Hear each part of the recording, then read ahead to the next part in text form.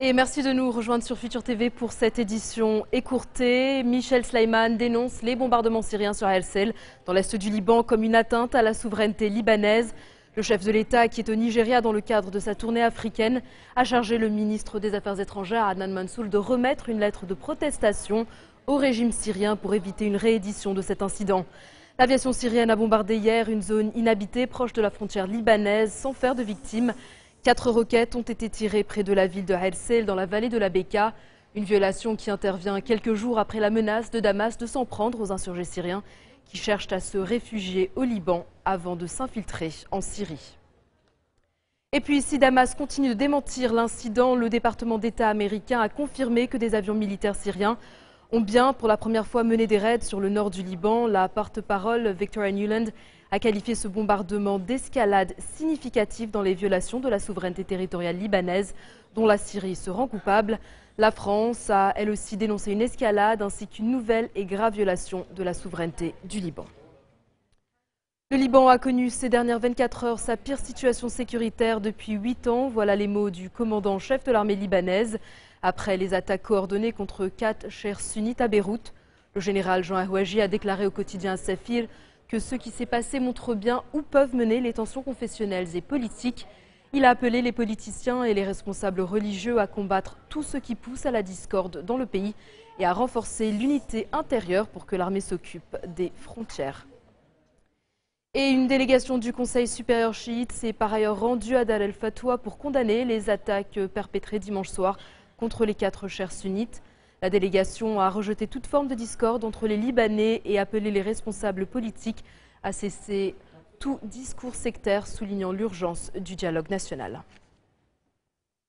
Le voilà à la tête d'une église catholique d'1,2 milliard de fidèles. Le pape François a célébré la messe d'inauguration de son pontificat. Une messe place Saint-Pierre à Rome ce mardi matin, en présence de centaines de milliers de fidèles et de plus de 130 délégations étrangères. À l'intérieur de la basilique Saint-Pierre, le pape François salue un à un tous les officiels venus assister à la messe d'inauguration. Ces 31 chefs d'État, dont le président libanais Michel Sleiman, le vice-président Joe Biden, représentent les États-Unis. Au total, plus de 132 pays sont représentés, y compris le Zimbabwe, et c'est Robert Mugabe en personne qui a fait le déplacement au Vatican, accompagné de son épouse. Une fois n'est pas coutume, la communauté internationale tolère les voyages du dictateur lorsqu'ils sont motivés par des raisons religieuses. Dès l'aube, des centaines de bénévoles étaient déjà en place pour canaliser la foule. C'est près d'1 million de personnes selon les organisateurs. Des tentes de la Croix-Rouge et des services d'urgence ont été installés à proximité de la place. Sécurité maximale, 3000 agents des forces de l'ordre, dont des dizaines en civil, ont été déployés.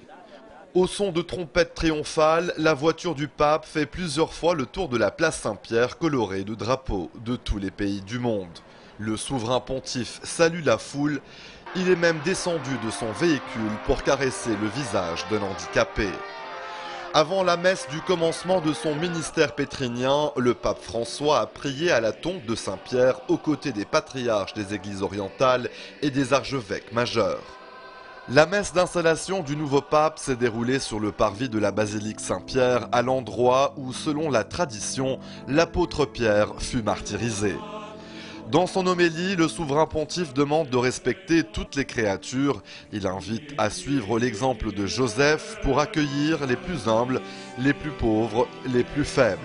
Le Saint-Père exhorte par ailleurs les dirigeants à ne pas permettre que les signes de destruction et de mort accompagnent la marche du monde. Le pape François a aussi rendu hommage à son vénéré prédécesseur Benoît XVI, qui a assisté à la messe depuis la résidence des papes de Castel Gandolfo. La cérémonie d'intronisation marque le début du pontificat du pape François, alors que l'Église catholique doit affronter toute une série de problèmes.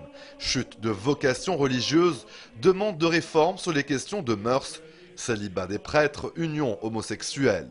À cela s'ajoutent les intrigues liées à la gestion de la curie romaine après l'éclosion du scandale Vatilix. Ce que je puis dire, bien sûr, de ce que je connais de la vie de l'apostolat du père devenu cardinal, maintenant Saint-Père Bergoglio, c'est cette liberté spirituelle, grande liberté ce qui est capital pour les décisions qu'il va avoir à prendre, et dont certaines, comme toutes décisions, sont difficiles, puisqu'il va contenter les uns un peu moins les autres. Les patriarches des églises orientales ont rédigé un message de félicitations au nouveau pape et rappelé ainsi la communion ecclésiale qui réunit ces églises avec Rome. Et surtout pour nous, nous voulons qu'il soit pour toute l'Église, et pas seulement pour l'Église occidentale ou latine. Il est le pape de l'Église catholique universelle. Et nous voudrions qu'il soit encore plus proche et solidaire avec les chrétiens qui souffrent au Moyen-Orient, dans le monde entier. Eh bien, nous avons voulu, nous les orientaux catholiques et les patriarches, mettre un peu le point et assurer sa sainteté de notre communion ecclésiale avec lui, comme pape de l'Église de Rome qui préside dans la charité. Et aussi, nous avons voulu attirer l'attention de sa sainteté dans cette réunion et le monde entier encore à la situation tragique de nos chrétiens et qui attendent beaucoup du pape François. On espère qu'il puisse vraiment mettre les orientaux plus dans son optique de diriger l'Église et de leur donner plus de poids dans les visées, les orientations de l'Église entière.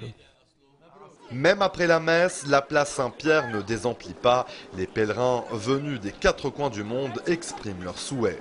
Je crois qu'il ne politisera pas son poste. Je pense que son travail est avec les fidèles et non pas avec les hommes politiques du monde. Il est très ouvert et chaleureux et il semble être très heureux de la foule qui est venue aujourd'hui pour célébrer la messe avec lui, sa toute première messe. Demain, mercredi 20 mars, le nouveau souverain pontife accordera une audience aux délégués fraternels. La première audience générale devrait avoir lieu le 27 mars, quelques jours avant Pâques.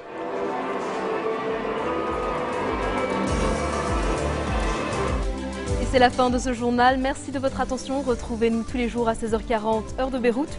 Vous pouvez également nous suivre en ligne et en direct au www.futurtvnetwork.com. Excellente suite de programmes sur notre antenne. Vous retrouverez Serge Berberi à la barre du prochain JT.